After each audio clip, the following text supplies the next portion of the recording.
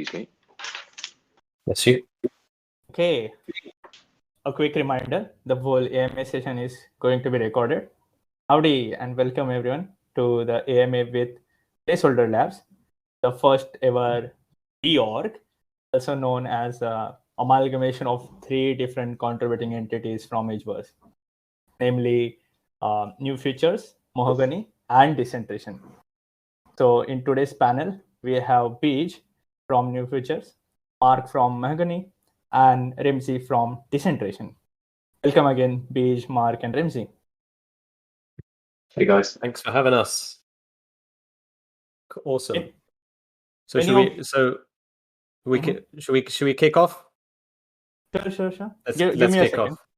off. Okay. So many of the community members might already be familiar with you and Beej already through earlier sessions or AMAs.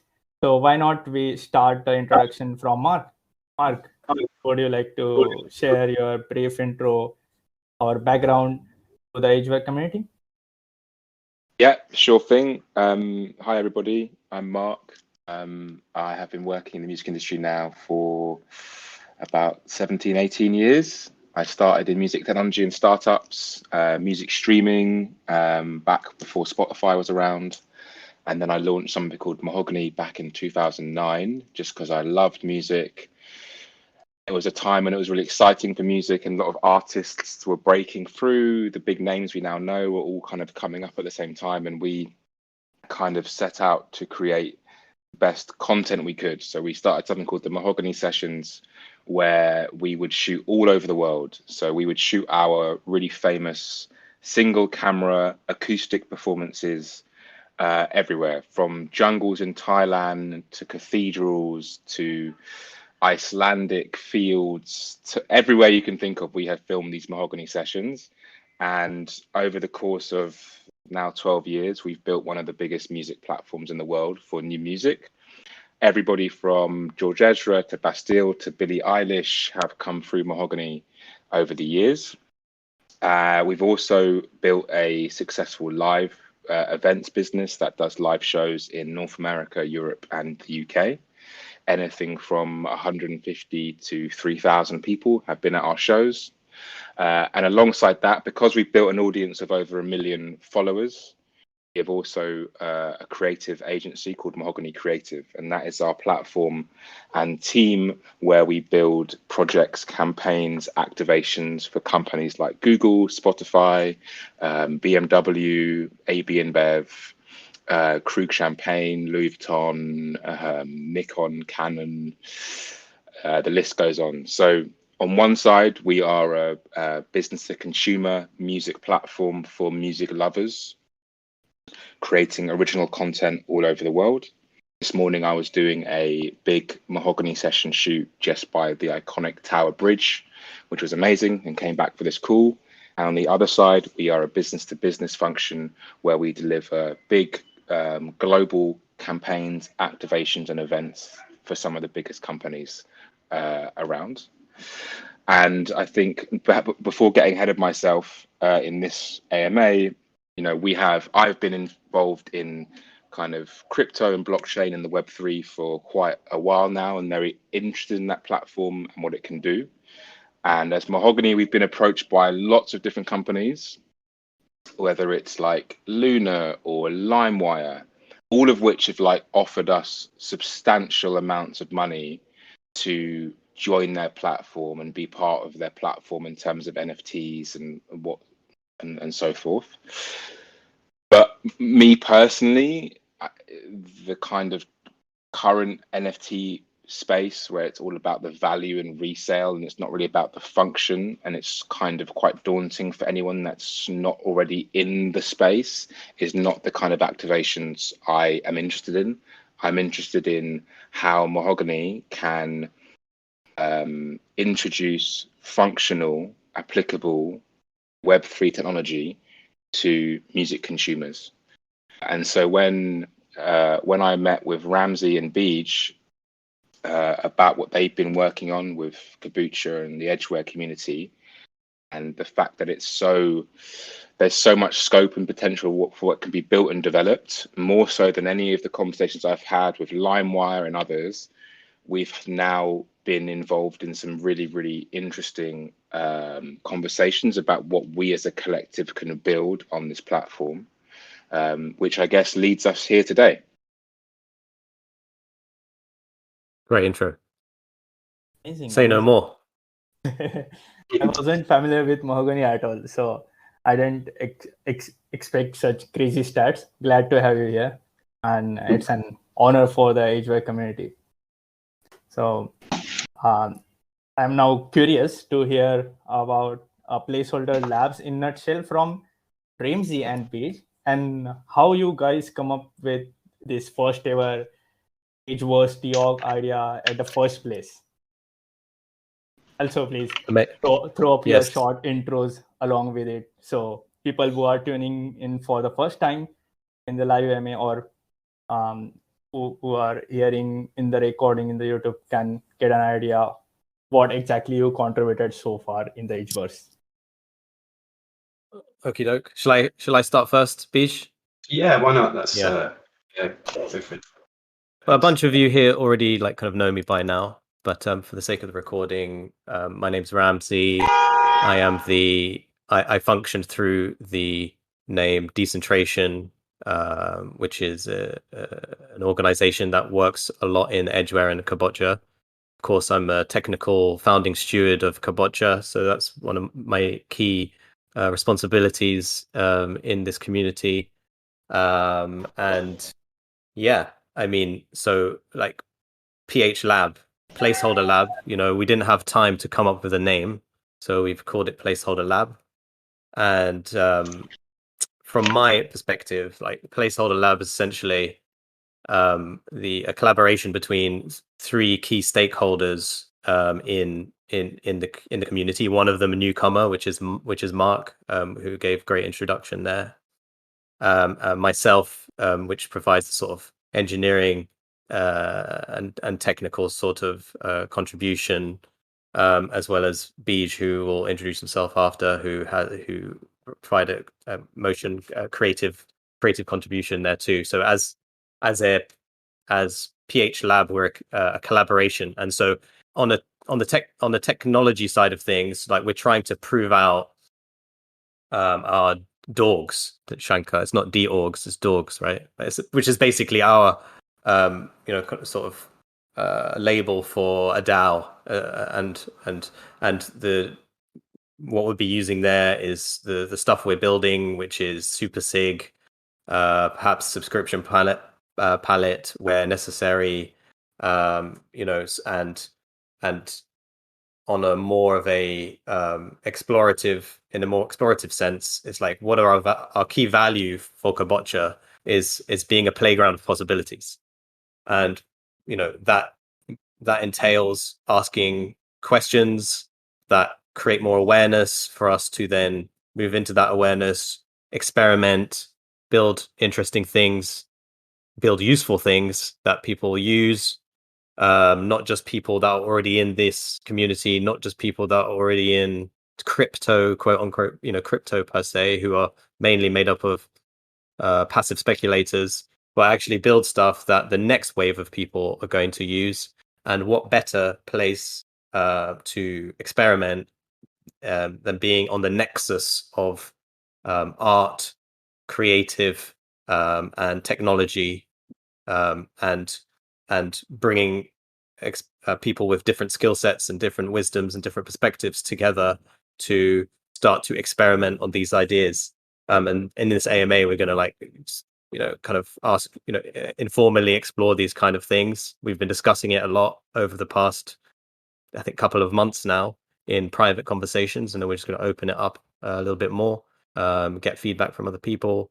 And so, yeah, in a nutshell, PH Lab is like the first instance of a DOrg, and it's showing others as well in the community what you can do in the Kabocha community and how you can participate in this playground of possibilities, how you can set up your structures, how you can potentially get funded, now and in the future. Right now we've got this grant funding mechanism. In the future, we'll be exploring how other ways we can create value together. And yeah, that's a good start, I think. And yeah, Bij, what's your perspective on this? Great introductions, guys. So yeah, my name's Bij. I run a creative studio called Bij and Them, and also I am building out a platform called New Futures, which is a collective of artists, and it was funded by Edgeware. And our aim is to be the Web3 creative studio and NFT boutique platform, specializing in sort of music and culture and all those things. And my background has come from music as well, but more of the visual side. So I started out doing music videos for people, and then went on to do a lot of visuals for tour bands, and then I've done a music show for Channel 4 through Lemonade Money, which is another studio that Mr. Bulb and James Payne are involved in. And recently been working with for stuff for Liam Gallagher and Little Sims. And what happened how PH Labs came across from my perspective was Ramsey met Mark, and Mark was talking about how he'd like to sort of change how he wants to introduce fans to become band members, and that just sort of ignited this conversation of sort of creativity, and we all got together, and it was a really refreshing conversation because we all sort of aligned on our values of the NFT scene and what's happening, and the disgusting sort of parts of it, and how through the love of music and creativity we wanted to sort of bring something new, and so we've sort of formed this idea where we would like to create an experimental immersive experience for fans, which would be like in the form of an intimate gig, and this just sort of really aligned with what we're thinking is New Futures, where we would like to really hone in on music memorabilia and things of value like that in the NFT industry, and really like break out what people are doing in the NFT space, and it feels quite insular, and it feels like everybody's just photocopying everyone else's ideas. And Mark showed us what LimeWire have been doing at the moment, which is, it's a perfect example of where we're not going, and how people are just recycling the idea and looking at Bored Ape, thinking that that's the only use case for NFTs, and no one's really looking at it in with a different lens, and trying to push it and break it out into the in real life experiences, and using NFTs as tickets, and using NFTs we should change that word, as utility, and just in the form of tickets and music memorabilia, and that really resonated with me. And so that was sort of the first conversations, and we've just sort of been having lots of really exciting chats, and really developing this idea and pushing it forward. And the fact that we have a platform like Kabocha to be able to manifest these ideas is just fantastic, and we just feel that the scope is massive. So we're really excited, and yeah, that's kind of where we've come to so far. Thanks, Bij, Nice one. and Mark too, for the prominent introductions and marvelous founding story. So should Can we start? Can I add to that founding story as well? Please. Let me add, because this kind of started serendipitously, I think that's the correct word. A couple of months ago, I went to meet Rich in King's Cross, London, on a Wednesday, and I went to meet Rich, and he was, holding his baby. It was like part crash, part meeting, which was fun. And we also met some other members around Edgeware community. One of them being TradeWiz, Froda, and another guy, Derek, which I don't think has been introduced. But nonetheless, after that meeting, I went then to a burger store, the beer and burger store, and I was there. I was sitting there, like getting ordering a drink, and I look over and I see somebody I recognize, but I couldn't place. I was like, oh, and I waved. I was like, oh, hey, and it was Mark, and he came over. I'm like, we know each other. and it was like, yeah, Mark Ramsey. Oh my gosh, yeah, we hadn't seen each other for like 15 years. We used to go to the same school essentially. So that was this placeholder lab was catalyzed from a serendipitous meeting, and I think that is those kind of synchronicities are kind of what you're going to see more in Kabocha, basically. Is that fair kind of like thing, Mark? Fair description of our meetup? Yeah, very, very fortuitous. I think from our side as Mahogany as a business, we are always looking 5 years ahead, and at the moment we have a potential opportunity to create a really interesting new live experience for the consumer in initially the UK, but it could be rolled out beyond that. And I think we have a chance that with each event, we can start to layer up the various different kind of Web3 functionality and technology to see what's working and see how it's interacting with the users. But one of the key things for us within these events is that we're going to be bringing key partners down, the big promoters, the big live agents, the big festival bookers. We want the big brands. We want all of these people to see this new collective is really pushing the boundaries in Web3 space. And like Beej has always said, all these companies are desperately and frantically trying to get involved in Web3. Most of them are doing it in a very basic and kind of simplistic way, which ultimately doesn't really create a very good consumer experience. And everyone starts to, once you have a bad consumer experience, you don't go back. And there's been a lot of negative NFT experiences of people who are trying it out. They're either buying something with Ethereum and it's crashing in value. Like, I don't think for now, we're not trying to create a resale value. We're trying to create marketable experiences and moments that people talk about, alongside building really interesting digital collectibles that kind of give you proof that you were there. And I think that for us, the end goal would be using this platform is that we can create a business tool that any business can use using our blockchain to sell merchandise and tickets and festival shows and experiences and merchandise. Like, we want to be able to create that tool. This is a much bigger picture. This is something that comes in years to come. This is the building blocks of that ambition, is that we eventually have something that Glastonbury Festival are using, because we've created a safe, secure, functional and effective tool to sell to the consumer with. And that's the end vision for us. I think these are our first shows, and they're really exciting. And I think it's so important to have things in the real world. So much stuff on the NFT is so kind of digital, and people at home. We want to bring people out of their home, out of their living rooms, into a real environment. All of it would be powered by the blockchain. And that's like one thing about you, Mark. Like you're all about business, you're all about execution at the end of the day, and like Mahogany speaks for itself in terms of like what it's done over the past 10 or so years.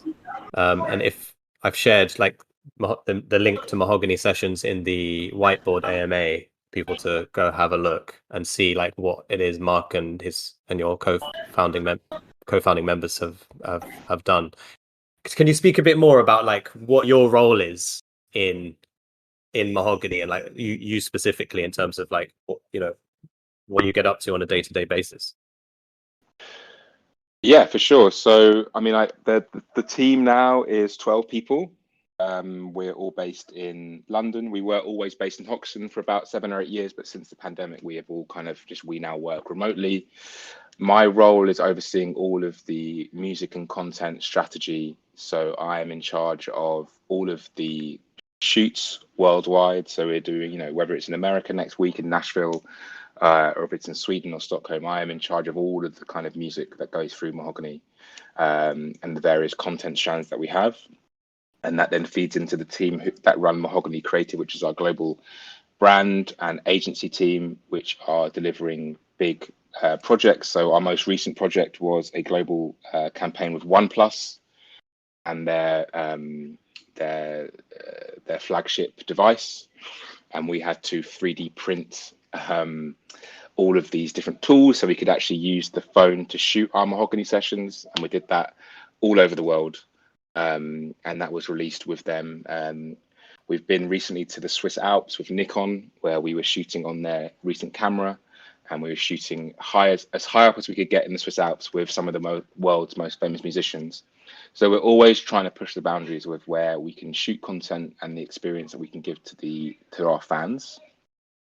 And then more and more so now, with kind of coming out of the pandemic, people are now ready for going back to gigs and shows and festivals and real world experiences. So we're now finally able to reopen that door that Mahogany always had open, which is doing live events. So I'm now also spearheading the live event strategy for us globally.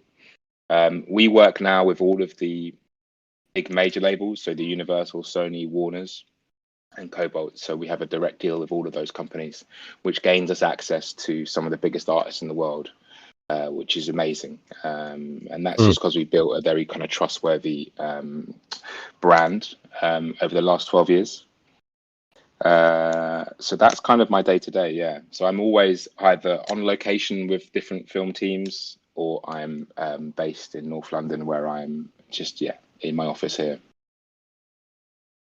The cool thing about Mahogany is, like, when I look through the different videos, is like it's got a very similar theme to it, but doesn't, of course, it doesn't necessarily limit the creator, but it gives them a sort of space, sort of live session feel space.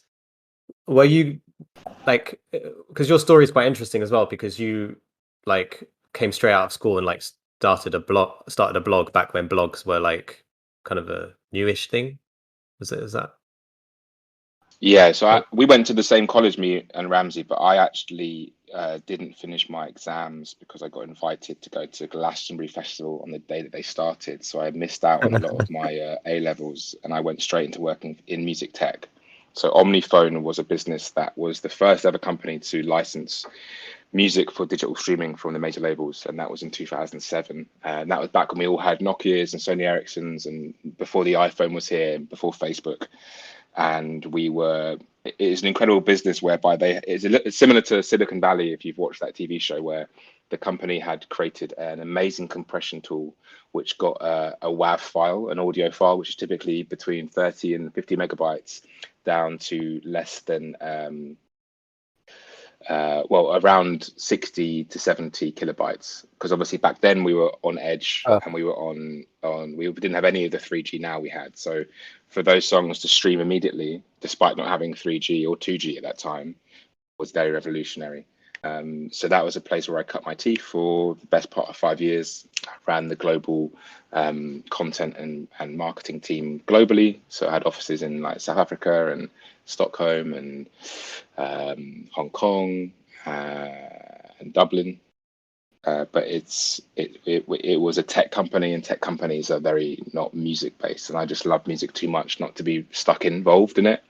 And so we've been very lucky to film and work with some of the biggest artists in the world through Mahogany, and we still do now.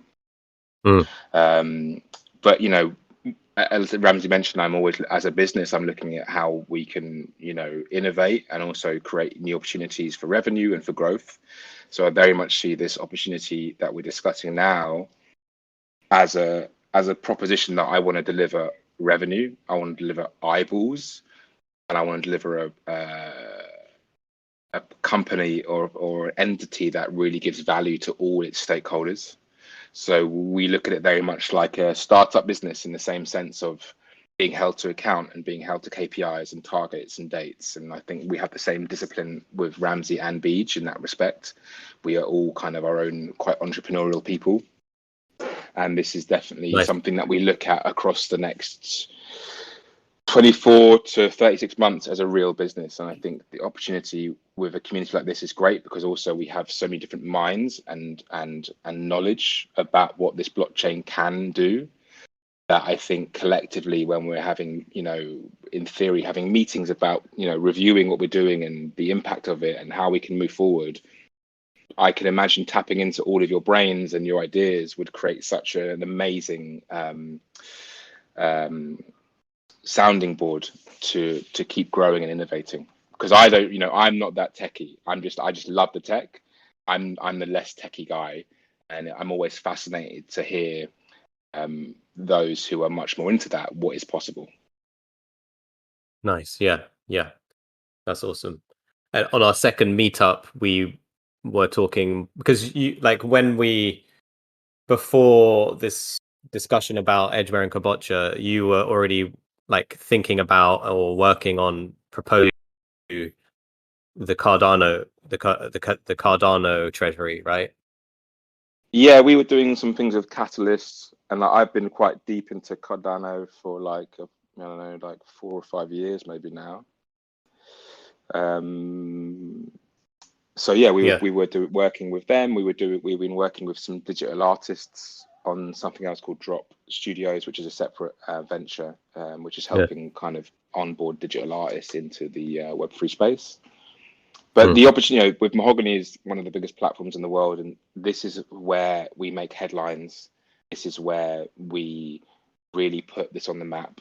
This is where we get some of the biggest artists in the world, understanding what we're doing, understanding the blockchain, the benefits, having a way to really educate people about why we should be using these platforms. The music industry is built on trust and word of mouth. That's where all these artists, musicians, record labels, booking agents, managers. It's such a small community, and it's all built on trust. And I think that's what Mahogany has in droves.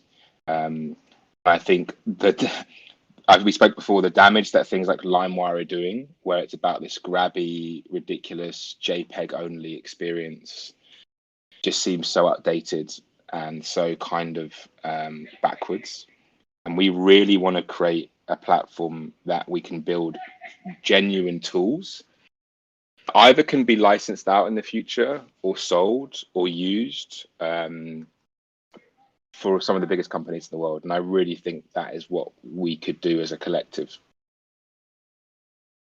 Yeah, that's awesome. I shared a link to one of those LimeWire NFTs, and it kind of shows the difference in values, basically, from what where we're at with Kabocha and Edgeware, how we're thinking, taking principally and asking the question like what is it we want to create, and in distinction to what LimeWire is kind of doing, which is a sort of short-term thing. If you have a look in the whiteboard AMA, you'll see kind of maybe get a feel of it's also like any if we started tomorrow a coffee shop or a t-shirt business, as a business we look at what does the market need, where are the gaps and opportunities that need to be filled. That's the key thing, right? With any business is like where is our USP and where's the opportunity. Things like LimeWire, that there's no USP, there's no need, the market isn't crying out for what they're offering. And I think that's what we are spending every week talking hours and working out, is where is the market going? Where's it going in 2 years? Where's it going in 3 years? And can we start to build tools that are ready for that point? And can we stress test them in real environments that also over time generate its own revenue and its own revenue streams, which ends up being a self-fulfilling business? Because ultimately it needs to be a business. It needs to make revenue, it needs to make profit, it needs to have a team. It can't be something that relies purely on investment over time. So that again is a really thing that underpins I think our collective view on this collective labs. That's true. And I think what you're saying is kind of obvious, but also refreshing. I mean, in the quote unquote crypto world, those simple ideas about like revenue generation and value creation were kind of what's the word? They've basically been clouded by this sort of, and Bij likes to say, insular, overhyped reality of this, this GM world of I'm stealing a word here, Bij, like this GM world of sort of like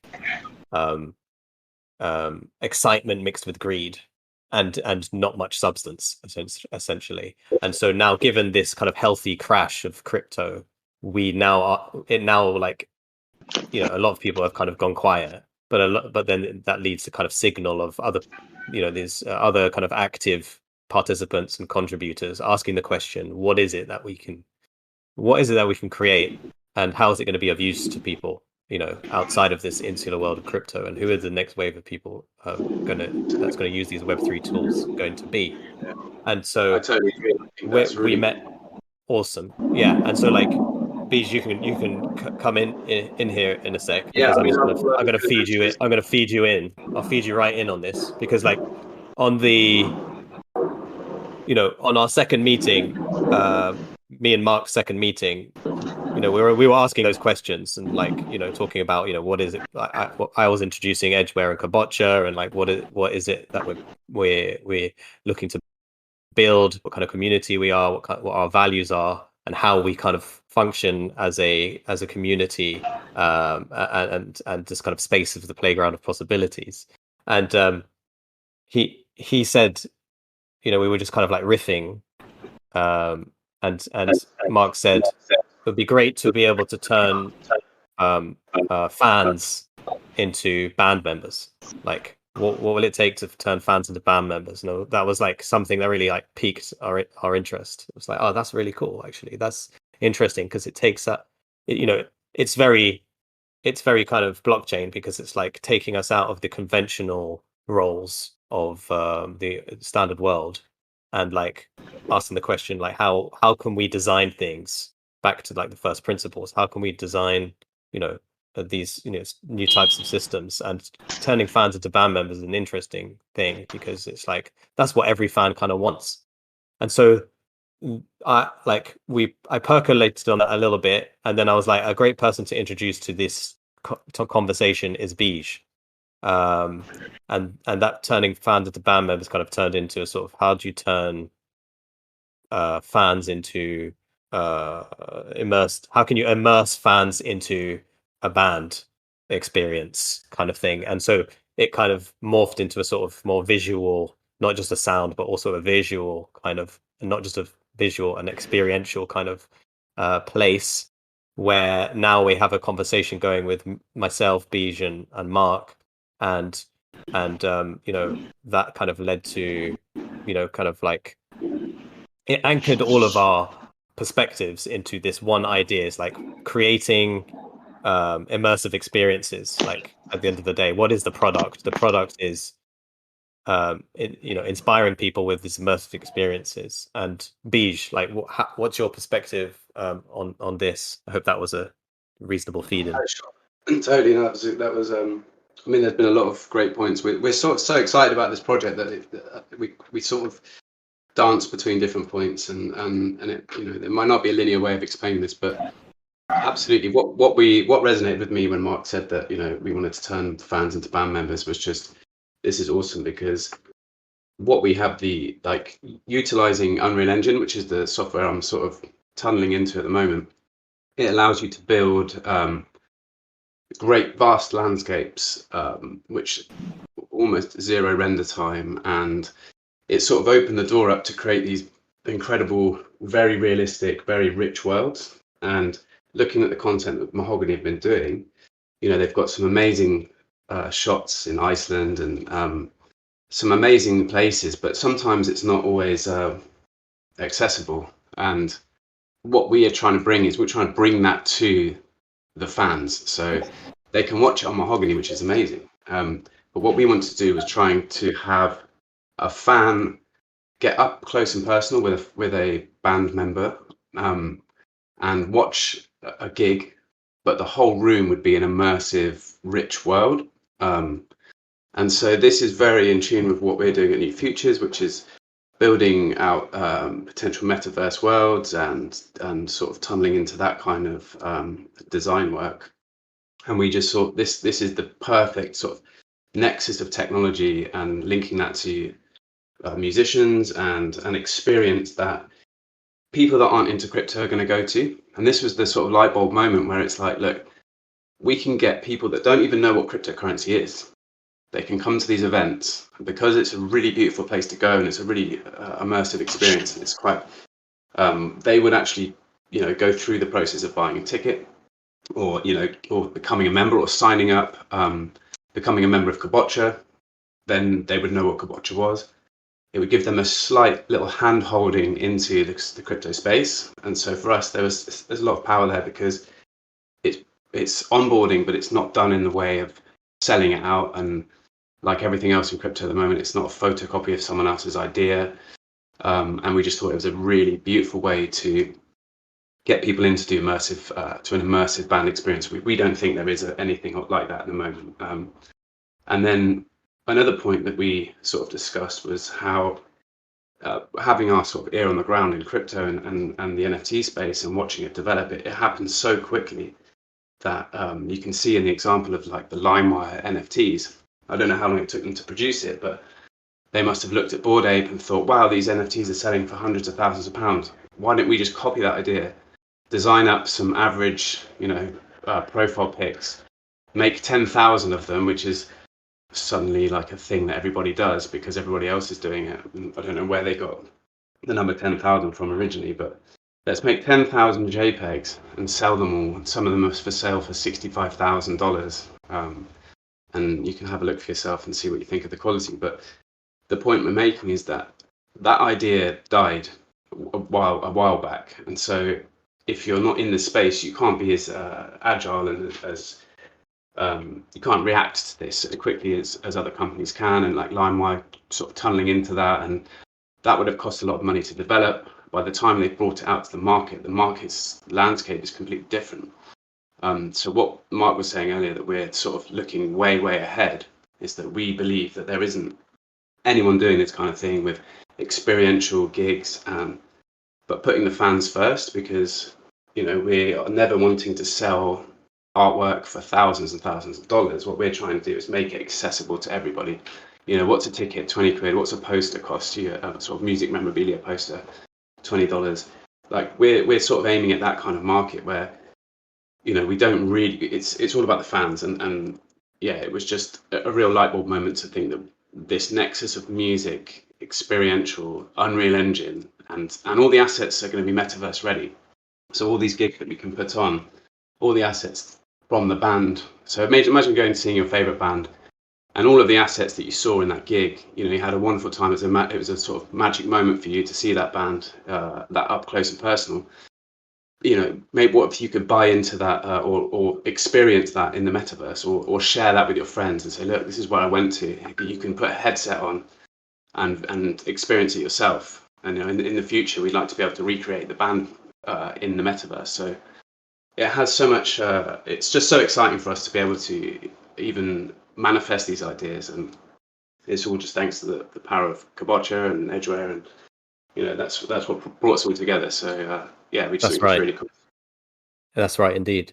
And it's like we based on Kabocha and Edgeware's values, we do things. We do things in a different way to the conventional. It's like it's not your typical cut and paste, as you say there, Bij, is it? And it's not even like, okay, we have a token, let's hire Kim Kardashian or like some famous singer or artist and just like get them to shill it on their Instagram and do something very like cut and paste.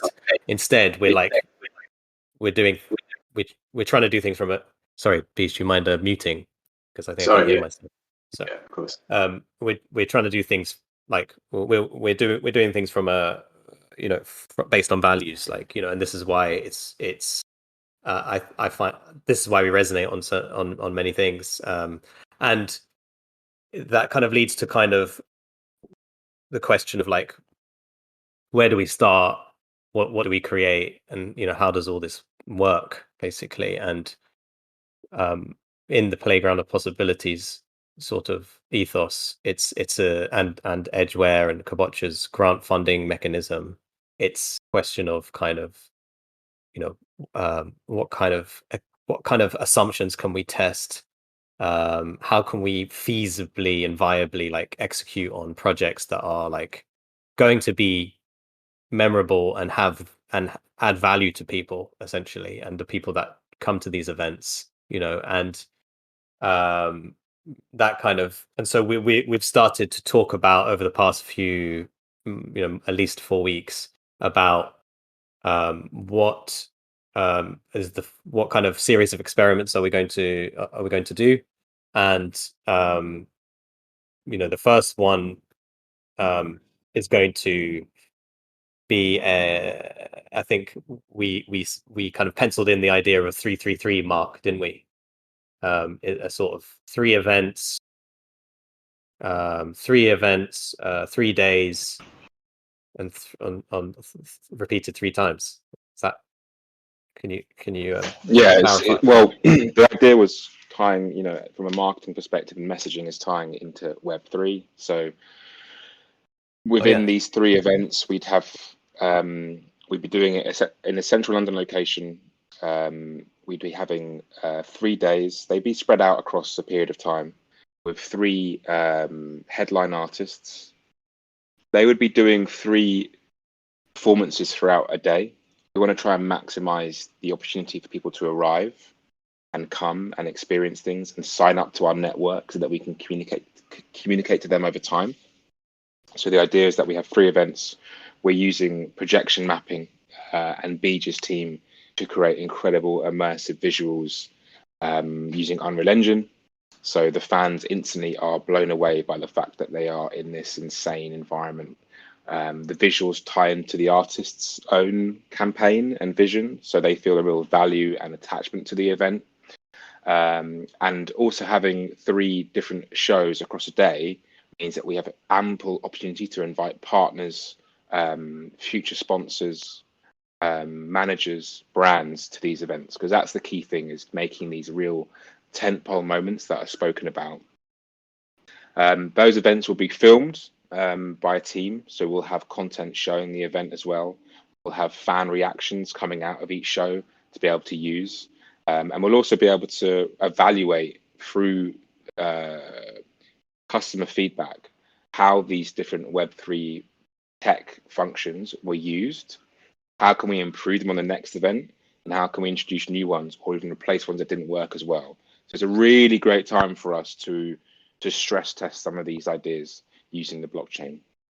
From that point, we then have a large, significant email database of people that either came to the event or signed up for the event, because these all sell out instantly in the profile of the artists. So there'll be a lot of demand of people coming in, signing up to try and get their ticket. From that point, we would like to then start our own series of regular events. We'll be increasing the capacity, we'll be increasing the profile, we'll be looking at taking these into other markets, because London's great, but it's not the capital of the world. So looking at other key cities where there is a demand, whether it's New York or LA or Stockholm, wherever we think strategically is right to be able to take this event series. And ultimately, the goal is for people to be signing up to our NFTs and our blockchain because they're part of a community. So we're almost selling a pass, if you will, that if you own the NFT, you will then have access to future events, and you'll get access to digital content that we film at the events. And that's the whole kind of ambition here, is a community that gets access to unique events. It's different to any show you've been to before. We're not trying to compete with the big concerts of the day. This is a small 20-minute show that you're going to come into, and you're going to leave there being like, oh my God, that was incredible. How can I come to the next one? Whether or not these are going to be across 3 consecutive days, or they're going to be across the space of 3 months, that's something that we have to work out based on the availability of the artists that we want to book. But we have found an amazing venue, which is right in central London, which we think is going to be the perfect location for us. And yeah, it's just working out the schedule and the calendar for this. Typically, any event will be from September onwards, because right now we're in the festival season. So all the artists that are popular are flying around the world doing different festival shows, and it's very busy. So we'll let that all dissipate. And then in September, ideally we'll come with our first event. And this is your ballpark, this is your bread and butter as well, Mark, isn't it? In terms of like logistically, there's a lot of things to consider and stuff, and that's in terms of execution, that's it's a huge forte for you, and of course the Mahogany speaks for itself there. And yeah, certainly.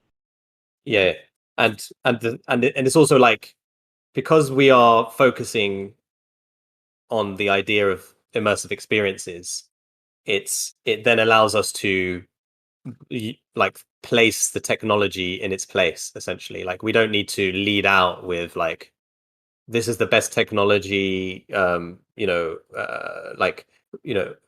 we're gonna build this amazing technology for people to hopefully use. It's more of, and because you mentioned their email lists, Mark, I mean, that's a very practical thing at the end of the day. And because we're introducing and inviting and focusing on people that are not necessarily don't necessarily own a crypto wallet, and if they do, maybe it's like a Coinbase wallet. It's just quite passive and like kind of the outsiders currently. It will be it may start off with at the end of the day, we want to make things as easy as possible to onboard people to the initial events, and then slowly introduce the idea of new technology, the new products that we build, and that kind of user journey will inform the products we build, because we'll have a clear idea of the user profiles, the profile of the user and their needs and their wants, and it will be less of these kind of general purpose products that we all currently use today in crypto, be it Polkadot.js, yada yada yada, where it's super useful for like the general kind of user or the engineer. But when you've got a newcomer coming on board, they won't. It's just super. Yeah, I mean, you haven't even used Polkadot.js yet, Mark. We're ultimately into a sales business, right? So if let's say our target is 10,000 emails, and like you said, Ramsey, it's about trust, and it's not about forcing this thing down people who've never even bought an NFT stroke. So let's just say from the 10,000 emails we get, we as a business have a sales conversion target. So we need to try and see how we can start to educate and convert that 10,000. And it's about setting realistic KPIs, whether or not we're trying to convert, 2% a month of that community over to the network to be able to buy NFTs, to have a wallet, and creating really simple guides and videos that are super simple to do. Look anything like I do on Instagram, like really, softly bringing people into it. Because again, word of mouth spreads faster than anything. And if we can, our strategy being, 24 months, our strategy is to slowly convert people onto it and be the trusted platform. Whereas all these other Coinbases and platforms that are locking off people's investments and aren't depositing money are just going to be gone. We are going to be the ones that have this community. And we're not alone. There are other people with good intentions in this space. But we're one of those people, not the others. We're not the greedy, money-hungry ones. We want to build a sustainable business out of this. Exactly, and the value we want to provide is, people who want those experiences. And on that kind of immersive experience thing, and perhaps maybe we can go back to like the conceptual idea of like, what is the experiments we want to work on. It's like you mentioned, creating these sort of events that people aren't they don't typically go to. It's not your typical gig, is it? And one thing I went to, it was this immersive theater experience. It was called You, Me, Bum Bum Train. I don't think, unless you're in United Kingdom, you have heard of it, but it literally blew my mind, like to the point where, like, in long story short, someone got me tickets to this event, and they said, Ramsey, like, you're gonna like just prepare for this, because there's like, it's basically there's 250 actors and you're the center of the world, you're the center of their world, and you have to go through these different experiences. So how it happened was, essentially they put me into this waiting room, and it was this like completely white room with like Ren and Stimpy cartoon playing in the corner. And it was like, it was sort of waiting room for the dentist, and I got in, and then I went into, and then they called me to go. I was up next, so then I went in to another room, sat on a chair. They gave me some earphones to plug in. Mind you, this was like 10 years ago. I'd probably be VR headset at this point, but they gave me some headphones to put in, and they told me to listening to this kind of meditative kind of guided meditation. They told me to kind of like close my eyes and like relax while this chair started kind of massaging me. And when I opened my eyes, I was in a different room. So that massage kind of like, kind of masked this kind of elevator that lifted me into a different room. And then I had to crawl through this tiny door and then I like this like for like a minute, and then came into another room, and then this lift lifted me up, and I was in this room where there was an orchestra, and I was the maestro, and then I had to like kind of conduct this orchestra, and then I went to another room, and then I was in the back of a hair salon, and I had to wash someone's hair, and it was just bonkers basically. And then they guided me to another room where it was a funeral, and I had to give a obituary, or like there was a coffin and people crying, and I had to like they literally put me on the spot. And so these kind of experiences, like, and there's people in the Kabocha community, one guy called PJS, like who does these things, and it's like these kinds of experiences is what kind of like what people talk about 10 years later. And I've literally everyone I talk to, like I tell them about this experience, because when I came out of the experience and it was like I still thought I was in it, because people were talking in a bar, and I thought they were still all actors, and I was like walking up to different groups of people going, yeah, ha ha ha, yeah, la la la, like, and I went to order a drink. They're like, oh, would you like a drink? I was like, yeah, have a Coca-Cola, please. They're like, oh, that's £2. And I started laughing, like, and it just really like kind of messed me up for like a good hour after that. And I feel like if we're going to create these new types of realities, like if we're really asking that question, like how do we create these new realities where there's like new sorts of ways for people to contribute, for people to work, for people to live, like these new like legal jurisdictions that we've been talking about on Mondays, and things like that. Like, how do we leverage sort of the creative and immersed world to immerse people in these new experiences where they come out of it and being like, whoa, that is actually possible, that is a possible reality, and so this is just from my perspective something that we can like work towards and experiment with.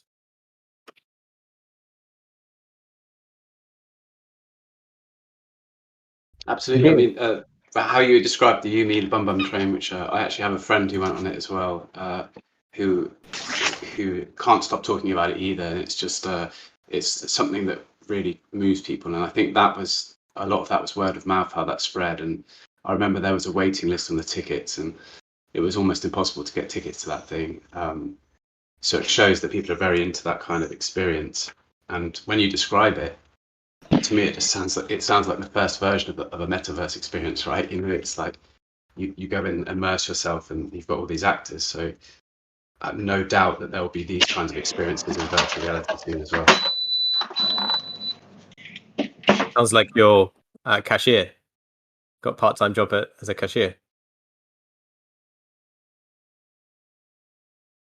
So it feels like I'm still on Yumi Bum Bum train. Cool. So like, yeah, so that's like super. I find it really like excited. Like, I'm really enthusiastic about these projects that we are going to work on, and it's like it's hopefully the first experiment will get worked on. When are we looking at? Mark, is like roughly August or September or something. Yeah, September. Nice. So like we could keep talking. I mean, this has been an hour. Like we could keep going on, or should we open it for questions, Shankar? Like, I'm sure hopefully someone's got. Yes, why not?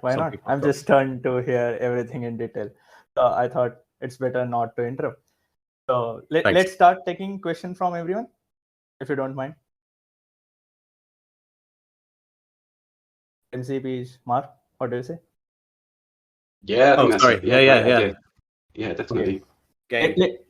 Let me clarify the ways for AMA participation quickly. So everyone listening to the stage will receive invite to join the stage. So you can ask questions to Mark, Ramsey, or Peach directly by unmuting yourself. And if you prefer to ask question in text format, feel free to drop your question in the Whiteboard AMA text channel. So we can go through them one by one. The floor is now open for the question. I'm inviting everyone to the stage.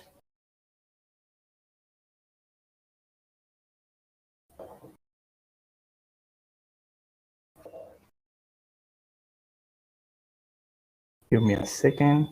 Almost done.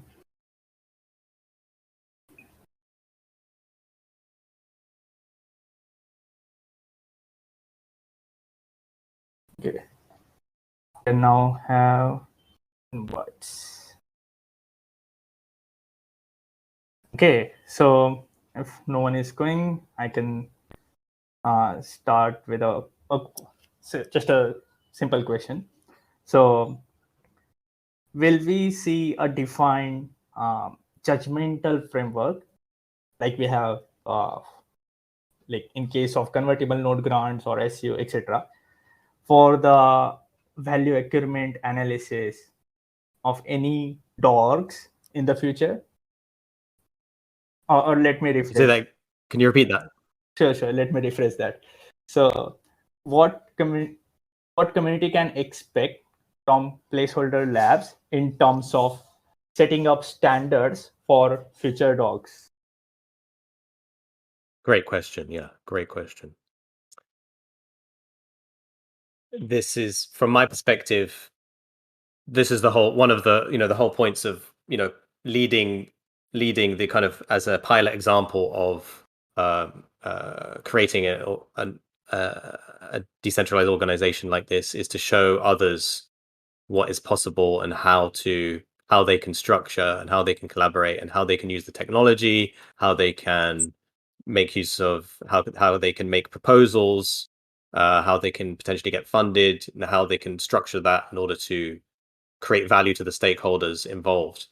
In terms of creating standards, we hope to create a high standard for others to then follow, for sure.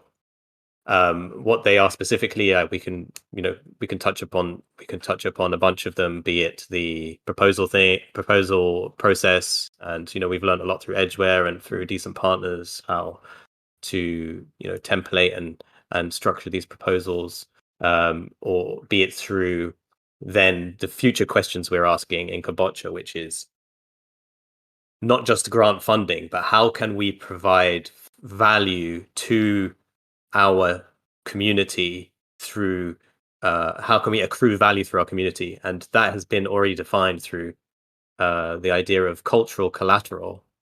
And what does that actually mean, and how can we embody those things in different sorts of structures? So, for example, notwithstanding all the other ways we can do it, we can create a structure, an entity, which might be in the digital world a DOrg, and in the physical world a company, that are coupled with each other, that has shares. So like it's essentially a legal structure that people understand, that can raise funds. It can raise funds from Edgeware and Kabocha, but it also can raise funds from others. And so therefore this thing becomes a company. This structure becomes a company. This startup becomes something valuable, and it has revenue. It has its own products. It has its own users. It has and it's able to, and so the question is like, how does it provide value back to Kabocha and Edgeware? Well, Edgeware and Kabocha or Edgeware or both can be an investor of sorts, not just a grant provider. And so being an investor, it will take a piece or take a share, a cut of this entity. And so how we go about setting up these structures is new. And so this DOrg, could be perhaps one of many other DOrgs that get set up that aim to flesh out and test out how these structures get set up. And so we want to provide value back to the Kabocha general community, and we can do that. That's one way we can do it. The more other vanilla types of crypto ways we can do it is like, a sort of, giving kind of a portion of like NFTs back to the community. But as Bij mentioned, we're kind of moving away. We're kind of moving past that kind of setup now. I think there's a lot of evidence that shows that initial wave was an expected flash in the pan, as we all knew it to be. We know that the organizational, the DAO element is the more longer term value thing, and this whole NFT JPEG members group was a flash.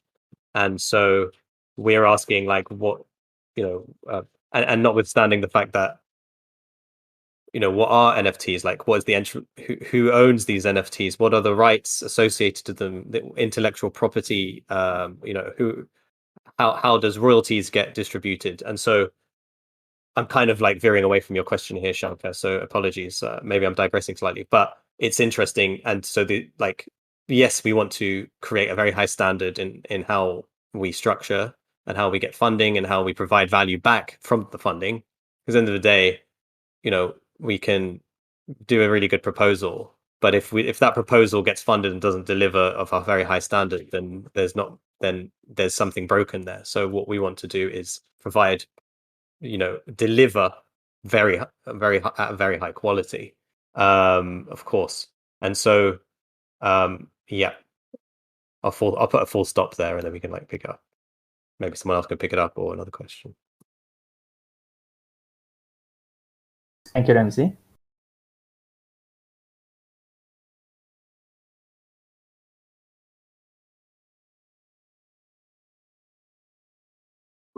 Good morning, or evening, everyone. Is it open for questions for anyone, or? Yes. Yeah, absolutely. Oh, Hello, okay. Hey, Ramsey. Hey. Beej, Beej is your name? Is that correct? Is that how you say it? Yeah, that's how to say it. Yeah. Okay, Beej. Oh, hey, how are you? You're heading our new futures division, right? Yeah, that's right. Okay. Thank you, number one, because there is a lot of ideas that we have. So this maybe also segues to Mark Mahogany, but I also want to say formally, hey, welcome. I will take the time to go through your YouTube page. Also, Thanks. big congratulations. Of course, if you don't need it, but it's an amazing accomplishment, and I love to see dedicated growth. How are you guys planning to work with Edgeware? As far as because I know your schedules are busy, so just thoughts about like how often will we interact? Do you want to have more of these sessions? Just operationally, how do we function? Yeah, absolutely. I think the place where we're at the moment. No, thank you for those kind words and introduction. And it's a pleasure to meet you. How we're structuring things at the moment is everything feels like it's in a seed kind of stage at the moment. So it feels like there's a lot of planning, there's a lot of admin, and there's a lot of kind of meetings, and there's kind of not as much fruit, if you can accept that analogy. And so when we start to develop things and have stuff to show, we're really excited to share it with the community and have people's involvement and even getting feedback. And we'd absolutely love to do more of these AMAs. We think they're really valuable. And Mark and I and Ramsey were chatting earlier, and Mark made some really good points that, we're not the experts in the tech department, like Ramsey much more so, but no one knows everything. And what we found value in is and I'm speaking for me being not an expert in the tech department, because we've been trying, we've been pushing, we've been developing stuff, and we realized, how much there is. Not one person can know it all. And so what we'd like to use these sessions for and put things out is to get feedback and to get people's ideas, and to kind of really open the community up to be more of a specific problem solving, where we can put something to the community, because in this stage of planning and stuff like that, there's not a specific problem we can put out or a specific thing we can show. So once things start to sprout and start to grow, I think these things are going to really accelerate, and I think you're going to start to see a lot more stuff from us, and you're going to start to see a lot more stuff sort of coming out, and there'll be some real tangible things that we can all get involved in. And I think that's hopefully how we can involve Edgeware in the community and sort of really collaborate on stuff, and even have breakaway groups, and if anyone wants to get involved in anything, we're really open to it. I think we've had our head down just trying to get stuff going, and we've hit a few bumps in the road, but we're overcoming those now. And I think that once we start getting stuff out, it's definitely going to open these types of conversations up, and hopefully we can all kind of collaborate together. Hopefully that answers your question. That's good. Yes. Yeah. Thank you. And that's Yeah. great to hear, because I have a lot of ideas, and what I would like to do is have New Futures become fully integrated. So then that way, all of our services that are created, we'll talk about it in the future. Thank you. Absolutely, man. I think that's a really good point, and it's definitely something that's on our agenda. And it's really nice to hear that people are enthusiastic to get involved. That's it's great to know that, because as you all know, it can be quite sort of like not an echo chamber, but sometimes you don't get responses, and it can be quite noisy on Discord. So what we're trying to do is come up with ways that we can break off into groups of people that have like-minded ideas, or at least, so it's not just such a noisy environment, because it feels like, and also I'm getting used to Discord, because I find it's quite hectic, and I don't know why, but I've sort of followed so many Discord groups that now that it's just it's wild on my Discord at the moment. So I just need to learn the software better, and that's something we're all learning as New Futures, especially, and we're looking forward to actually being able to use this tech better. And one thing that's really got me into it, a bit of a segue, is I don't know if you've ever seen Midjourney, the AI. It's like DALL-E, but we've managed to get in on the waitlist for Midjourney, and it runs through Discord. So I've been spending a lot of time with Discord, tunneling into Midjourney. I didn't sleep for a few days when I got it. It's an incredible AI generation tool. So yeah, that's a bit of a segue, but we are really, really looking to use Discord a lot more, and try and sort of create working groups. And so we'll let you know, definitely. What was that AI tool?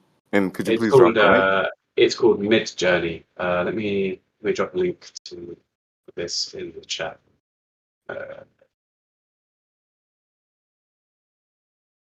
And thank you for the details.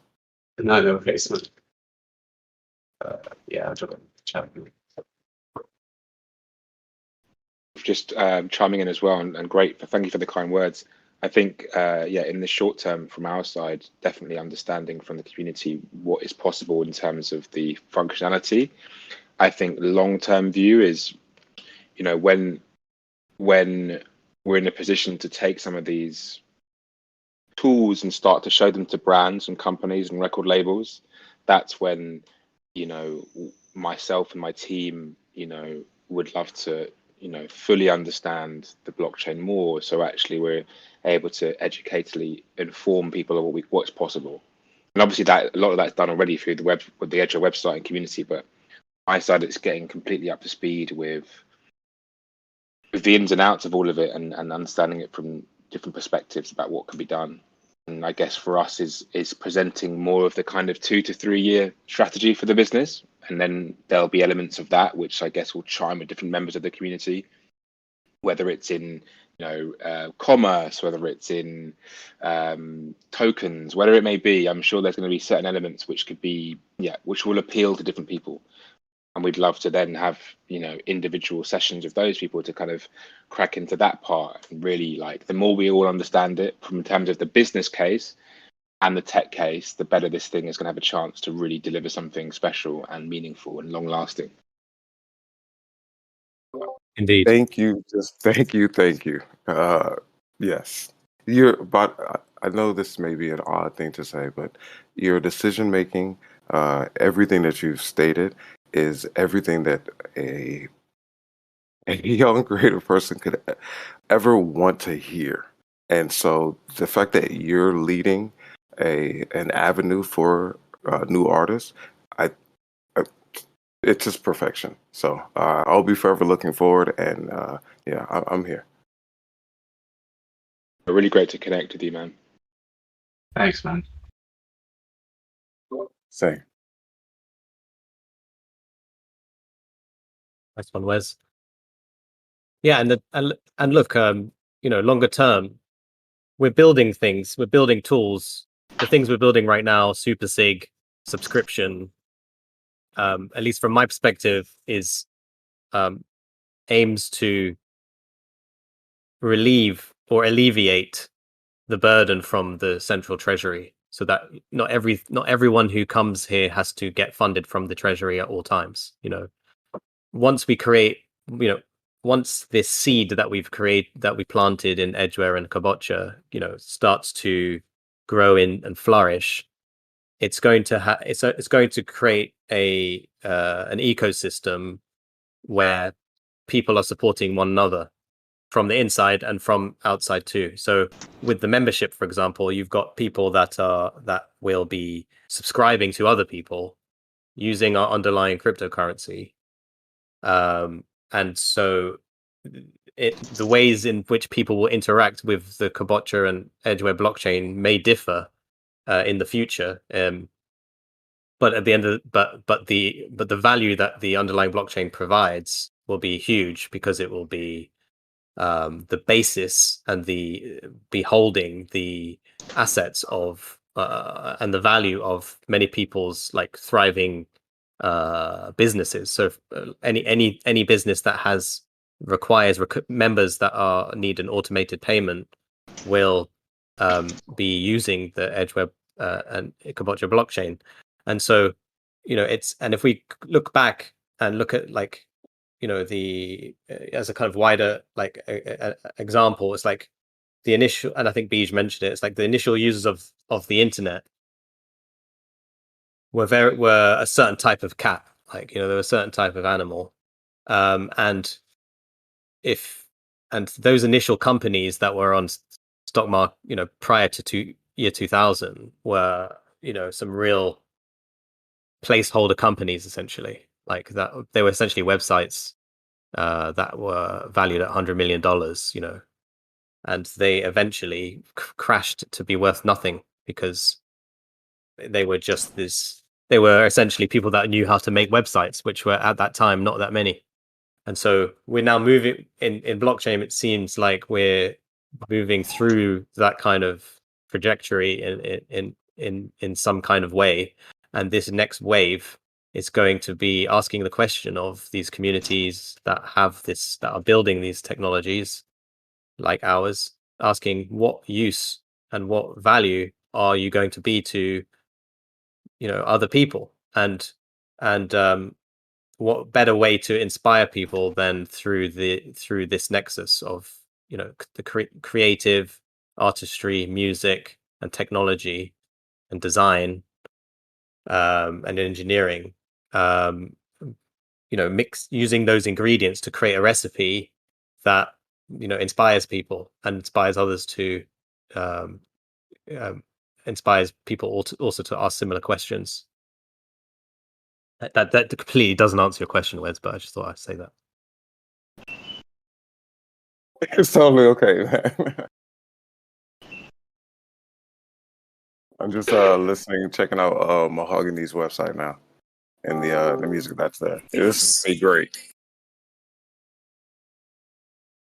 Yeah, man. I think another point to make in terms of like Ramsey was saying, about the internet and the start of technology. When you look at companies like Apple, they're not reinventing the wheel ever. They're just taking what currently exists and make it work really well for real people. And I think we might not be breaking ground with the tech, but what we are doing is utilizing the tech that we have and making it work really well, utilizing the DOrgs, actually being a real use case for a DOrg, and then but just making it work really well. And I think that's something that we're passionate about. It's just that we need this tech to be able to be used by, you know, your mum, essentially, someone that doesn't use crypto. It's, you know, that, and we feel that's such an important value for us. Whereas a lot of companies are trying to invent the wheel again. They're trying to sort of tunnel into this stuff and trying to make products that people don't necessarily want, but it's techy and it works in the dev world. But what we really want to do is make tech that works for everybody. I mean, that's not related to any question there, but I just thought I'd add it.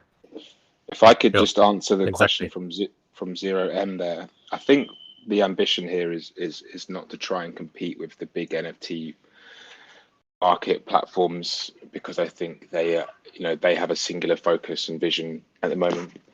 We look at the ticket is the NFT, and the ticket possibilities with Edgeware and Kombucha is limitless.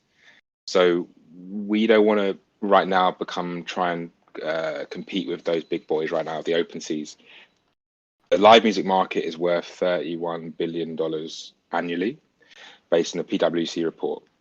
So that's the focus. Is for now, it's focusing on what kind of percentage can we take of that industry in terms of creating a new valuable ticketing structure that we will pioneer through our event series, and then we'll be able to offer that technology to some of these artists and promoters. So whether that's Billie Eilish or the Teskey Brothers, that link I sent you, we want to find this technology so that we can say to Universal Music, hey, this is the best ticketing system which adds a layer of NFT before, during, and after that you can get. And that's the goal. So the potential for it becoming an NFT marketplace is definitely there. But I think that is, again, right now competing with everybody, and we want to create our own lane.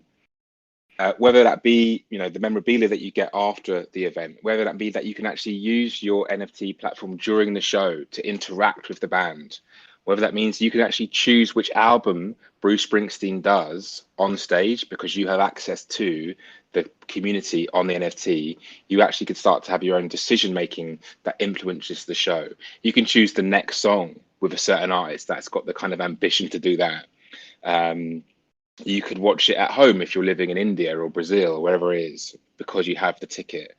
So it's really just working out how far can we push and stretch the technology within an NFT ticket to create a really valuable live music community and try and take a sliver of that $31 billion annual gross revenue for the live industry. Even if you take I don't even know what 0.005 of 31 billion is, but I'm sure it's, fairly sizable.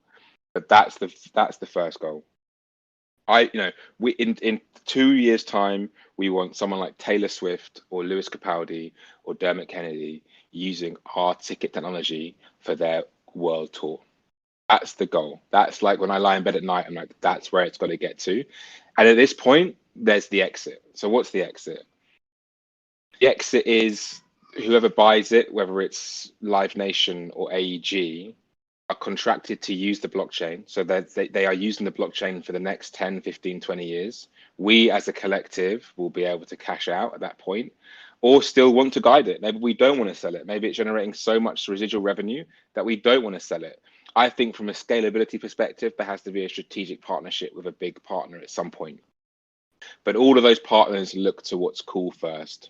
What's cool? Where are the kids at? What's everyone using? What is like Facebook was, or Instagram was, or any of these things? Like, it has to start with the real people and start with a grassroots kind of movement for them to start to pay attention to it.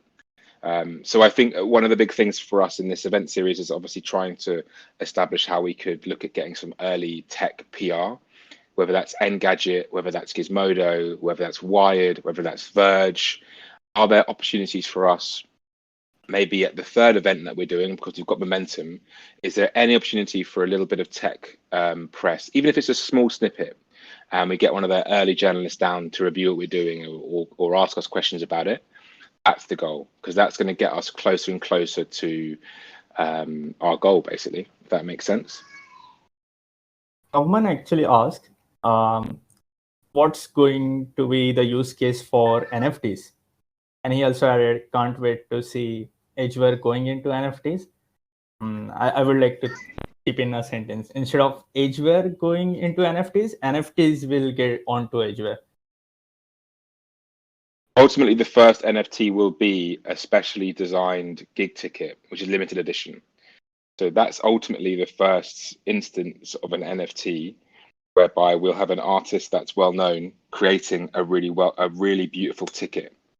That ticket gets you access to the events, but it also gives you a pass for future events. So you're incentivized to have the NFT. So that's the first phase of it. Is the same way that in my spare room, I've got all of my gig posters from when I was 15 on a framed picture, because I value those moments and those memories. I value seeing a ticket to Ziggy Marley when I was like 14 and got really stoned and threw up everywhere. That's a memory, right? It wasn't a good memory, but it was a memory. So we want, because we're creating such exceptional live experiences, we want people to have value in that ticket. It may not even be to resell it. It's just because they have it and they want to look back on it. But that ticket also means they get access to all the future events and digital content. So they're incentivized to have it. And what we want to try and do over time, and what's amazing what you guys are doing as a community, is looking at the kind of subscription-based NFT model. So people start to pay a subscription fee each month to stay part of the community, get access to events, get access to content, get access to artists. And this pass become like the same thing you go to a concert. If you go backstage, you have this like little wristband, right? And people keep this wristband on for ages because it's a memento. People go to Coachella and they keep the Coachella band on for 2 years until it kind of gets so disgustingly dirty they've got to cut it off, right? We want to have the same thing in terms of our NFT, is that you want to hold on to your wristband. Your wristband's the NFT, and that over time is going to evolve and change and adapt to where the market's going and to what more value we can attach to it.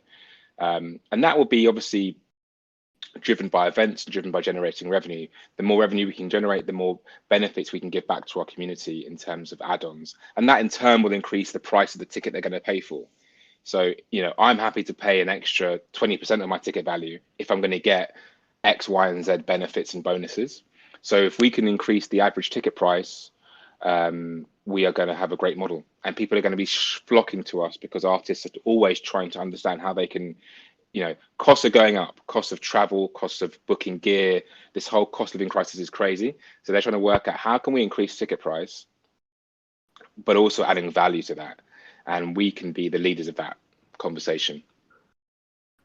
Thanks Indeed. for the detailed answer. Very well Indeed. said. And additionally, like any Tom, Dick, and Harry can create tickets or memorabilia, but it's a question of what do those tickets and memorabilia represent to that person, and how can you create that value, and in this instance that sentimental value, through these immersive experiences that we are going to these immersive experiences through live and digital events that we're going to create. And this is why leading it with that idea, with the most inspiring idea, how to inspire people, will then lead to a usable ticketing technology, our blockchain being used in such a way. And so that's and also Mark gives some very useful kind of clear and cold and clear kind of business sort of business and economic kind of ideas and projections that are very much welcomed and are very much necessary to experiment with and to see how we can actually create things of value. Because I think there's a really good point. Sorry to go on. Finished. Sorry. I was just going to lead on with just saying that about what Mark was saying about music memorabilia, because that was one of the main reasons I got into the NFT space like a few years ago, and it was one of the things that I haven't seen emerge yet. And I think that especially using remark palettes, I think that there's something really cool that you can do, because not only will you have the visual side, but with multi-resource NFTs, you can actually sort of embed NFTs within it. So if you were to get a gig ticket, how cool would it be to have a snippet of the gig audio as part of that NFT, just a little memorabilia there. So it kind of breaks it into, different formats. And I think there's something really, really cool there. And we think that that's not been explored at all. Mm-hmm. Sorry, I cut you up. That's cool. Absolutely. There is value. There is the memorabilia and ticketing memorabilia as a product is definitely something we can be exploring for sure. And what I'm super enthusiastic about, given that of course some things that we're building with Kobocha is and Edgeware is the fact that we want to try and make use of the fact of the of subscriptions, and subscriptions is what people both the creator will be getting value from on a regular recurring basis, and if we can leverage that and give examples of that and tie that into the ticketing and the memorabilia, then we can create we can attract creators essentially. And Mark mentioned all the amazing artists that have come through Mahogany, and Mahogany contributed to also their successes. The question is like, what kind of future artists will there be, and will they come through? Will they be incubated through Kobocha and Edgeware? Will they be, how will they interact with the community? How will they start projects? How will they get value from the art that they create?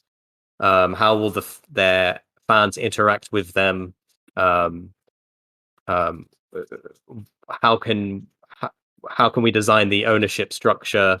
We've been talking about it a lot with decent partners, and how to create a sort of decentralized ownership model, like through a decent, like, what will the future of Disney be? And in the same on the same thread, what kind of future artists will there be? And also not just individual artists. What about the artists that need to collaborate? Ones that can't just show up on a stage and perform by themselves. What about ones that are, other types of creatives that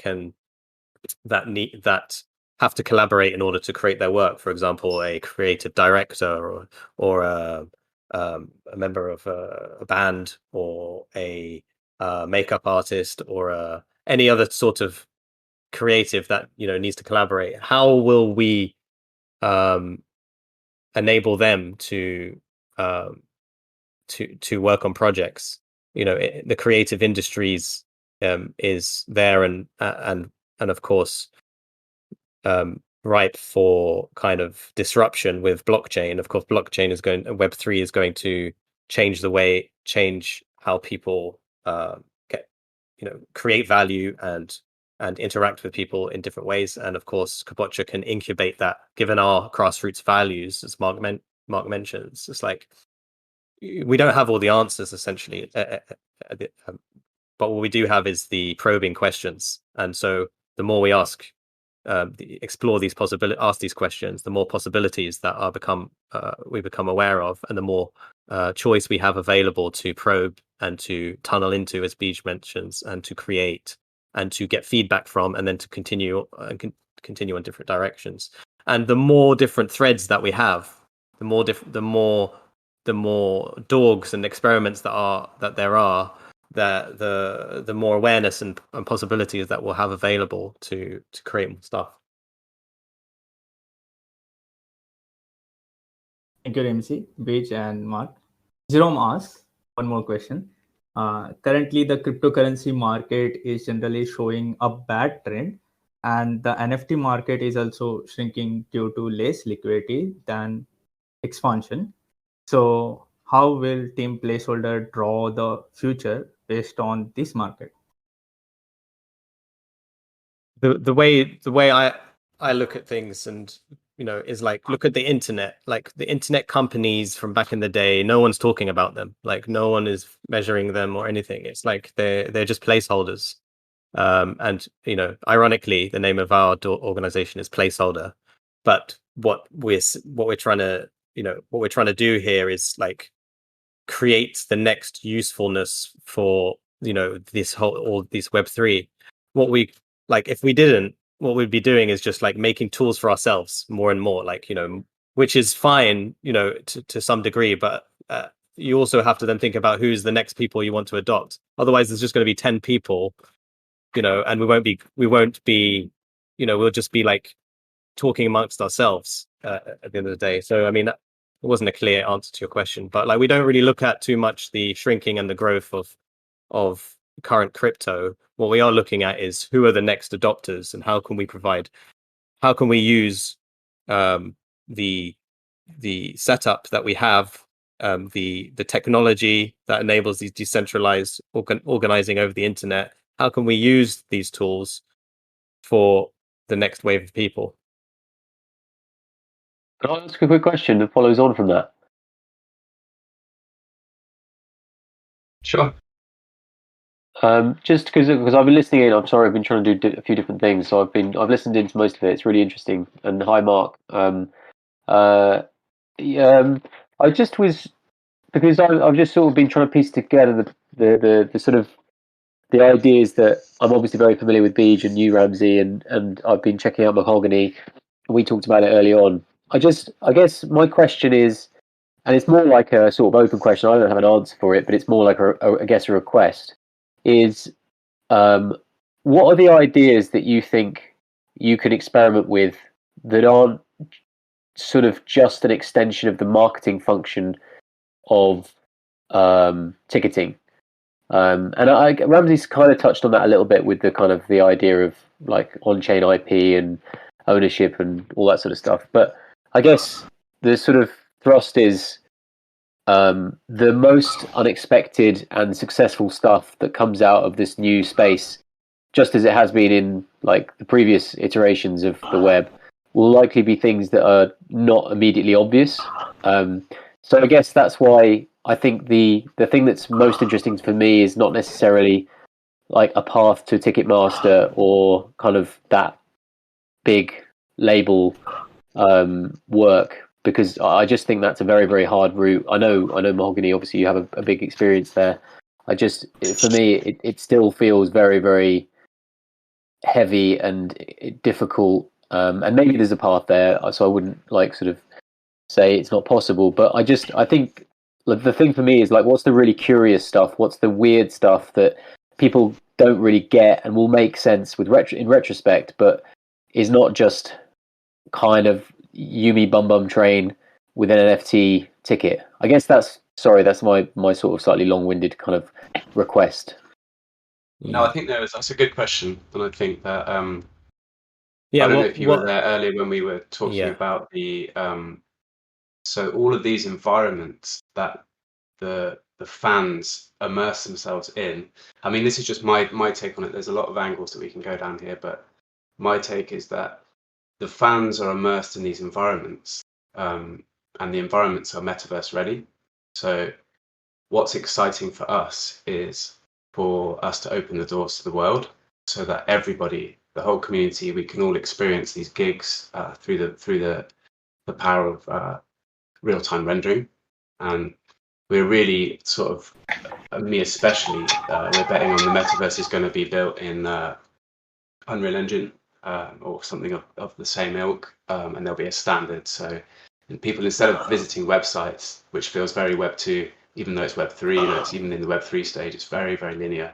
We are expecting people to be visiting worlds, and you can open the door, the Mahogany door, or you can open the Placeholder Labs door, and you can actually go in and experience these gigs. And so really, there's a path here to explore that and to really push into that direction. And so this feels like the sort of linear steps, the baby steps into getting into that, into those worlds. And I know there's been analogies of Edgeware as a record label and blah blah blah, but we definitely don't think that, and we're really sort of pushing towards that, and that's just from my perspective. And I know that Mark's probably got some stuff he wants to touch on as well. So yeah. I think you're right though. It's like it's about working out where the quirks are in this, and I think the gig format internationally has been pretty similar for a long time. The format of me going into a show has been the same. It's been the support comes on for half an hour, the main act comes on, and sometimes they have invested in a really good setup and lights and effects, and you're kind of stood fairly far back. If you want to go really in and get sweaty, you can. So that kind of format in venues has been the same. So on a basic level now, in terms of getting people excited about something and enthusiastic and the word spreading, that's what we want to do. We want to kind of change the live experience and bring people into it using Unreal Engine projection mapping, bringing people closer to the artist that they love, and creating memorable lifetime experiences is the focus. And using, as a collective, understanding what kind of Web3 layers we could add to that within the ticket or within the experience. Like, what do we all feel we could add to that? What stuff feels like it should be done as a standard? What stuff feels like it could be interesting to try it out? And that's something that, again, I'm not fully aware of what kind of functions that tokens can have, and what they can do. But right now, yeah, post COVID, the live music market is booming and exploding, and it's back. And if we can create really memorable lifetime moments with major names, where artists are closer than they've ever been before, in a world where they've never been before, then that creates a groundswell and momentum. A little bit like how Secret Cinema launched, and similar to the UB Bum Bum Train, that became a very exciting platform. People were desperate to go to it. I remember mine going to Shawshank Redemption and Star Wars. They now do events to 300,000 people in Hyde Park because they've built that brand on it. So I guess on the basic level, from an events perspective, that's what we'd love to do. And it'd be powered by Kombucha, it'd be powered by this back end, not just from a marketing perspective, but also from a kind of gradually evolving blockchain NFT move as well. That's the really, yeah, like, exactly. Sorry, Okay, just can touching I on answer? Can I answer your question? Yeah. So yeah, you mentioned Yumi Bum Bum Train with NFTs, and of course that's like maybe a sort of intentional straw man of what we're doing. But if we weren't, maybe we should be a bit clearer, because this is where Kombucha comes in. Kombucha, we're not like this the like other sort of projects out there in crypto that are kind of look at things on a superficial level and being like, how can we bolt those things on and then sell it in the short term. We've had a lot of conversations, of course, Rich, because me and Rich work together on Kombucha, and we've helped to imbue the values to help plant this thing. So thanks for that, Rich. And so, but my answer to this before then, your rebuttal is essentially, it's not Yumi Bum Bum Train with NFTs. Like, what we're asking is, like, what will the future of creators and like Yumi Bum Bum Train is a collaboration. Like, what will the future of collaborations be? How will they be supported? How will they be funded? How will Web3 take part in it? Web3 on a technology level is just technology at the end of the day that enables the sort of decentralization and the sort of consensus mechanism. And so, how can we build tools on top of that? But then the most valuable thing here is how can we put people in these immersive experiences, and what are they going to get out of these immersive experiences?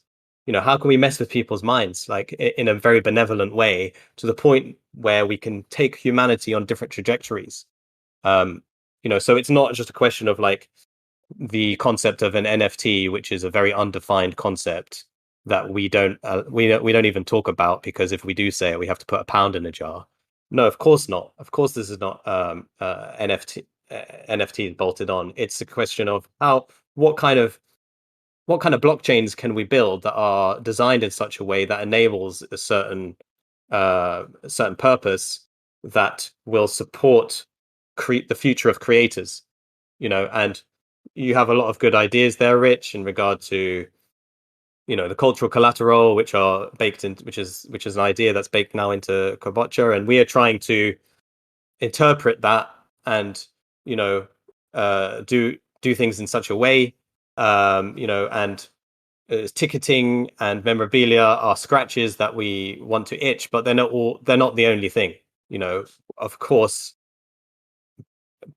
communities being able to self-fund projects and art and creativity and design and engineering that then is useful to people and also inspires people to function, inspires people to then create more and more benevolence to create more is what we're kind of looking at. But yeah, there's also room for sort of like, kind of practical, quick experiments to try these things out, because part of the tools that we're building will involve people interacting with the blockchain through getting the tickets, and ticket is a old sort of a definition that we can, it probably expands more than just tickets, because also we have cab seeds and your identity, and so your identity is going to be on the blockchain, and your social graph and the payment, and if you're a creator, your subscribers will be part of that graph. And so we're asking those questions, we're asking similar questions, and some of the things in the short term might come across a little bit bait or a little bit obvious, but at the end of the day, it's like what we're focusing on is inspiring people, and when people are inspired, then they'll talk about it in 5-10 years time, 5 or 10 years after they've experienced that, and that's what we're kind of what we want to tap into. Exactly. And I was just a quick one to add is that we believe that the technology will just fade into the background. All of these things, how experimental can you be with TCP? How experimental can you be with the technology should sit into the background, and what we're focusing on is the content and the experiences. And I think that's hopefully going to benefit everybody. Just to follow on there, it wasn't an intentional straw man. I think the only thing was like I said, a request or a prompt, or even just a challenge, which I just try and do myself whenever I'm coming up with anything or talking to people or discussing ideas, is those things like Yumi Bum Bum Train. If you wind back, if you look at it now, or you look at it 5 years ago or whenever, like it kind of it looks obvious in retrospect that would be successful and it would be amazing and you experience it. But if you sort of like put yourself into the shoes of the people who started it at the point when they they were coming up with the idea and they did the first one, it kind of probably would have sounded like a terrible idea. Like, why would you do this? Like, and so I think the same as Airbnb was exactly the same. Like they talked to so many different investors, because people were like, why would anyone like go and stay in a stranger's home? So I guess that's my sort of like, just as a sort of creative framework to sort of challenge you, like and I just consider this the sort of part of the process in general of this blockchain, of these proposals, is that we are trying to inspire and build a collective intelligence that that taps into all different insights and backgrounds, and in that way, that kind of creative collective means that you don't have narrowed thinking. It might be move a bit slower, but you get like weird, odd kind of collaborations that you wouldn't just get in a creative agency or at a music label. And so I guess I don't have an answer to it, but it's kind of like within the sort of things that you maybe experiment with, is there like something this is like a terrible idea? Like people are like, this is a terrible idea. And but maybe it's just the oddest thing that you go, maybe we should try it. And that's the only thing I'm just trying to get at, right? That's it. Like this is what Kabocha, this is what we allow for, and so you asked the perfect question. It's like, what terrible ideas are we blocking, that if we didn't block it, we could create we could change the trajectory of how people function and how people interact. So we can innate, like, and terrible is a judgment at the end of the day of the sort of status quo of the convention. The convention judges anything in its extremities as terrible. So how can we be terrible so that we can, experiment in those, spaces that people aren't willing to go into? Yeah, I think you hit the nail on the head there. And that's, I think, the key thing is you start with the feeling that you're trying to imbue. If it's like the way for people to see themselves differently, and then the implementation or the ideas like a reference to that point, rather than it being here's a gig and then you sort of go and then we're going to use blockchain and et cetera, et cetera.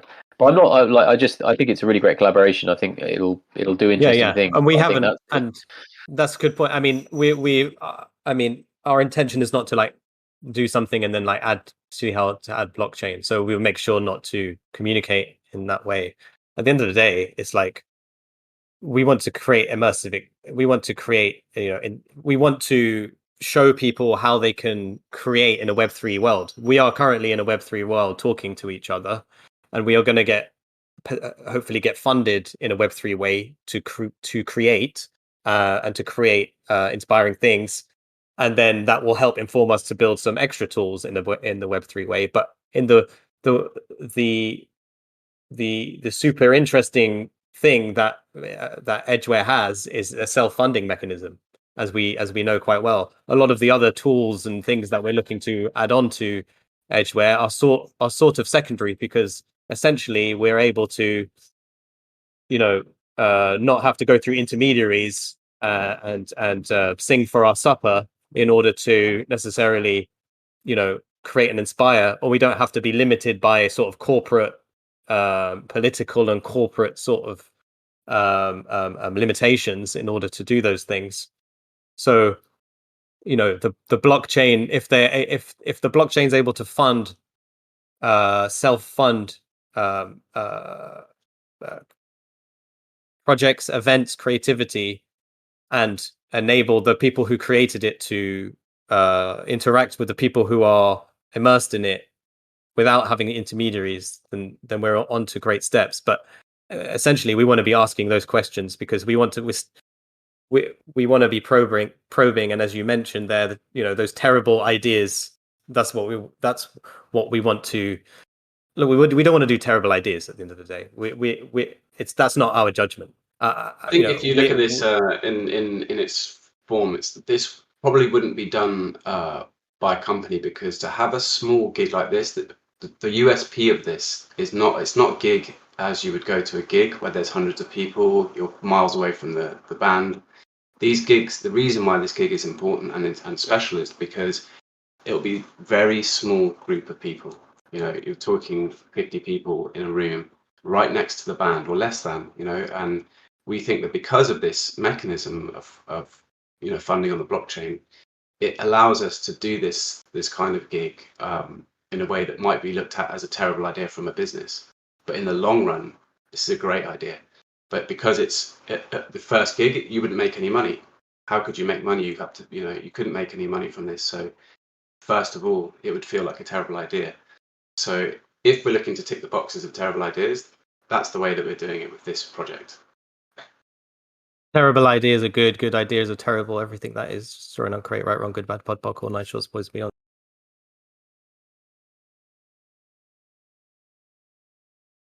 Great discussion indeed. So there is one more question from Frogman. Who will qualify for the tickets? So I guess this was in reference to his earlier question. The first use case of the NFT, where there will be some kind of ticket issuance for NFT holders. So how that eligibility criteria would work? We were discussing this at quite length about how we introduce this to the community, but we haven't quite worked out the best route yet. So in answer to that question, it's TBC, to be announced, and you guys will be the first to hear about it. But between us, we've been talking about this, and because the gig is location, it's in London, and it's a tricky one. So what we're doing is going to work out something very fair for the community, and we haven't quite nailed it yet. So TBC. This is it. Like the new people that come into it, that sign up through us, they'll be part of the community. So it's not like we're not trying to market to our own community, because that becomes a sort of, from my perspective, it's like masturbation. So like what we're trying to do is grow the community with the people that we are looking to, adopt, the products and the technology and the community and the spirit and the energy that we are and the space we're creating. And so those people that sign up will be part of the community. What we give to the community currently, as Bij says, is like something that we can do all sorts of stuff. In our initial experiment, we have penciled out and fleshed out an idea for an event, and that event will be physical event. But in future, there will be physical and digital events, because 1/3 of this collaboration is in building building digital worlds, essentially, and from our interpretation and our values, what kind of worlds we'd want to participate in. And so that will allow for an opportunity for people in this community and the new people that come to this community to be able to interact with the creators and the artists that also get funded from this community. Because Mark from Mahogany, for example, the other third of this collaboration, has built Mahogany from the ground up over a longer period of time, and interacts with a lot of music artists. And so those artists that we fund will also be part of the community. There are some really amazing and awesome artists like that, have already proven, in the music industry. So those people that we're funding artists, we're going to be funding artists in a Web3 way already, from the get-go. So, when we talk about, specific things like ticketing and memorabilia and stuff like that, it's notwithstanding all the other elements of the Web3 that are elements of what we're fleshing out here, basically. Yeah.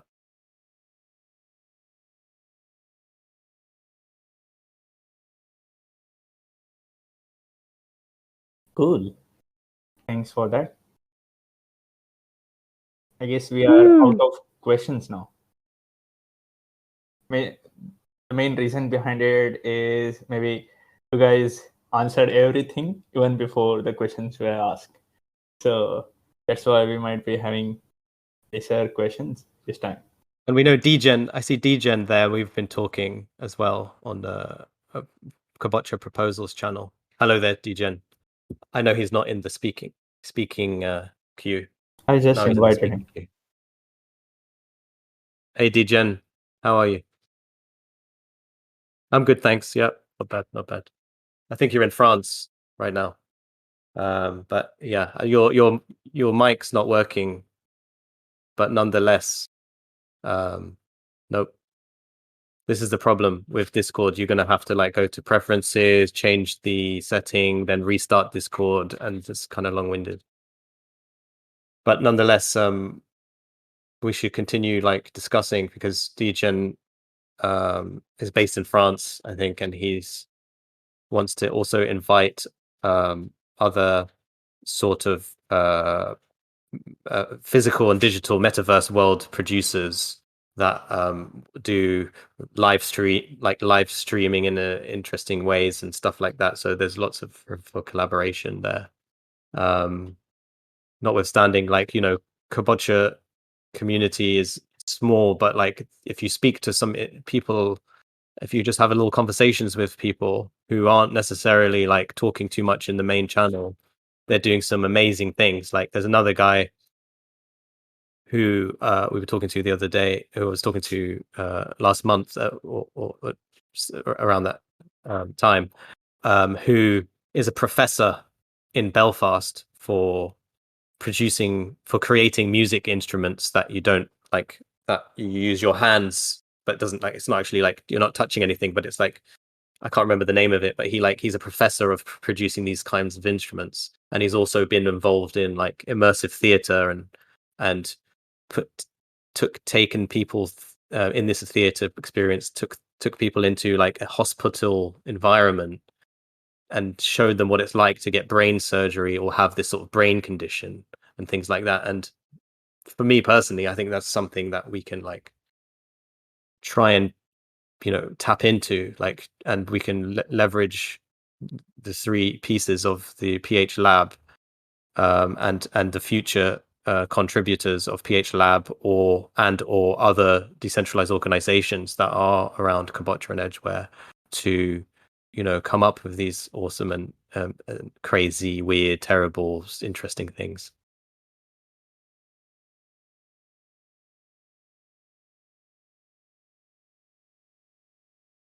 Amazing. Thanks for sharing the Dejan's intro. Dejan, if you want to say anything, feel free to write it down in the whiteboard AMA.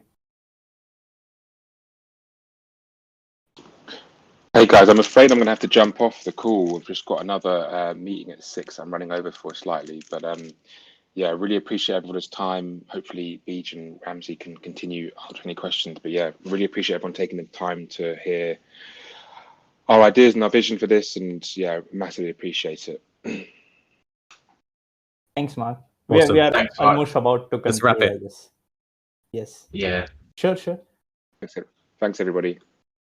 Thank you so much, Mark, Beej, and Ramsey, for dedicating your time to Edgeware community.